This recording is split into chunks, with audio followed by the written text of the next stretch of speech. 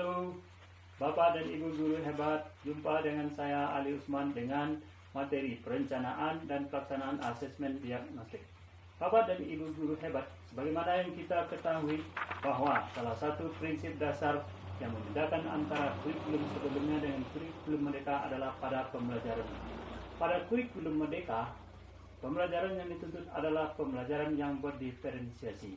Agar kita sebagai pendidik bisa melaksanakan pembelajaran yang berdiferensiasi, terlebih dahulu kita harus melakukan asesmen diagnostik.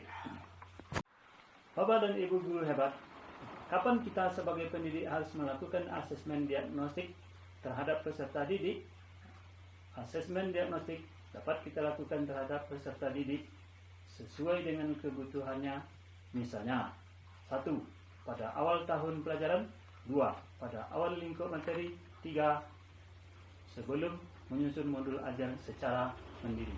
Nah, Bapak dan Ibu guru hebat, seperti yang telah dikatakan di atas tadi, bahwa asesmen diagnostik dapat dilakukan pada awal tahun pelajaran, pada awal lingkup materi, dan sebelum menyusun modul ajar. Nah, pada kesempatan kali ini, saya akan membahas khusus tentang asesmen diagnostik awal lingkup materi pelajaran.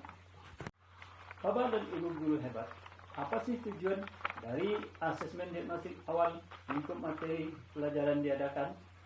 Asesmen diagnostik awal lingkup materi pelajaran diadakan bertujuan untuk mengidentifikasi kompetensi, kekuatan, dan kelemahan peserta didik.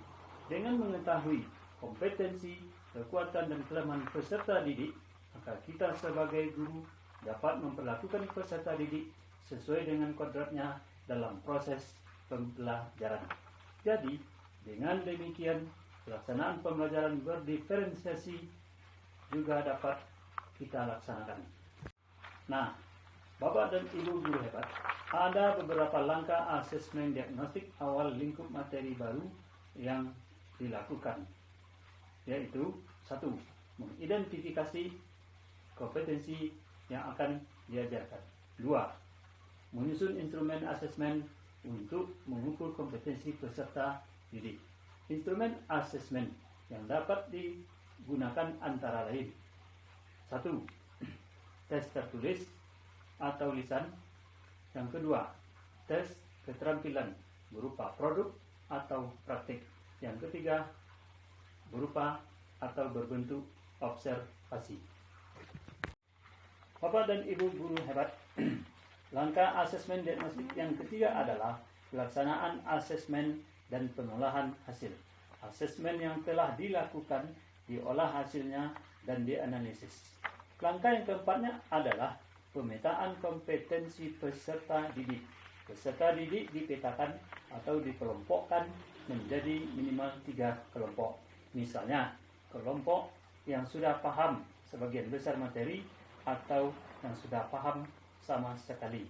Yang kedua, kelompok yang paham sebagian kecil, dan yang ketiga, kelompok yang belum paham sama sekali. Langkah yang terakhir atau yang kelima adalah penyusunan modul ajar secara mandiri.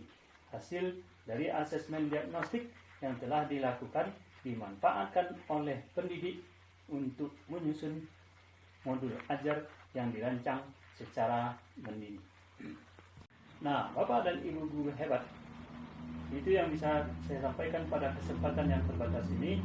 Semoga bermanfaat bagi kita semua. Terima kasih atas perhatiannya. Salam dan bahagia.